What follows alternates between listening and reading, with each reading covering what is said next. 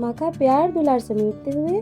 और मुझे बनारस गए हुए 1 हफ्ते से ज़्यादा हो गया था और अब धीरे-धीरे वापसी वाला काउंटडाउन शुरू था और मौसम इतना ख़राब कि क्या ही कहा जाए।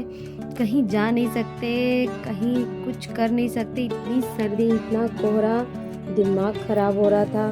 जब मौसम खुलता, जब तक शाम हो जाती, फिर कहाँ जाएँ, कहाँ घूमने जाएँ, कैसे मिलने जाएँ, यही सब उधेड़-बुन चलती रहती।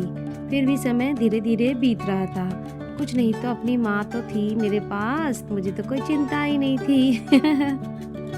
बस मुझे ये कोहरे वाली फ़ोटो लेना बहुत पसंद है।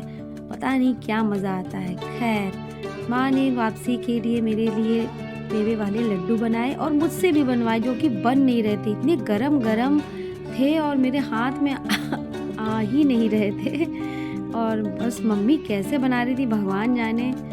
किसी तरह थोड़े से ही बने जो बने, लेकिन हाँ, बन तो गए। उसके बाद मेरी वापसी का दिन आया और ये तो बहुत ज़रूरी है मैंडेटरी, आलता तो लगेगा ही लगेगा, खोइंछा भरेगा ही भरेगा। बस और फिर वापस हो गए हम अपने वाराणसी कैंट पहुँचे और ट्रेन पहुँचे और ट्रेन पहुँच के बहुत मज़ा आया और हमारे रास्ते में इलाहाबाद पड़ता है यानी कि प्रयागराज।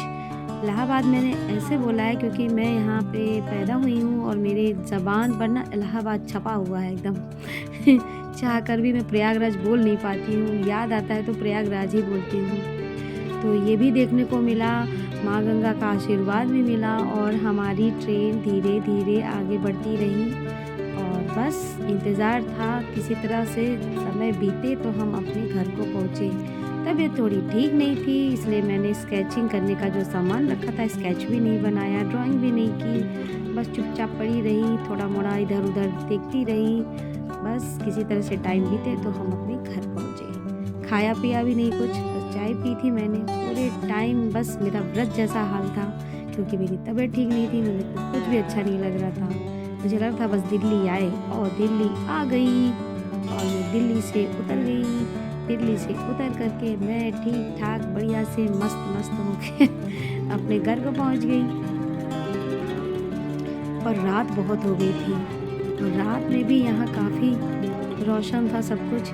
लोग आ रहे थे, जा रहे थे, कोई रात का मतलब नहीं है। बड़े-बड़े शहरों में यही है कि रात में कोई सन्नाटा नहीं होता है। लोग आ रहे होते हैं, जा रहे होते हैं, घूम भी रहे होते हैं भई। रात को 12 बजे लोग घूम फिर रहे थे, बताइए।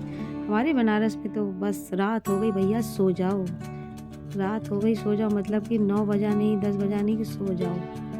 बस ये आ गई मेरी कॉलोनी और हम चले गए अपने घर और बहुत अच्छा रहा मेरा ये ट्रिप। नेक्स्ट ब्लॉग के लिए वेट कीजिए।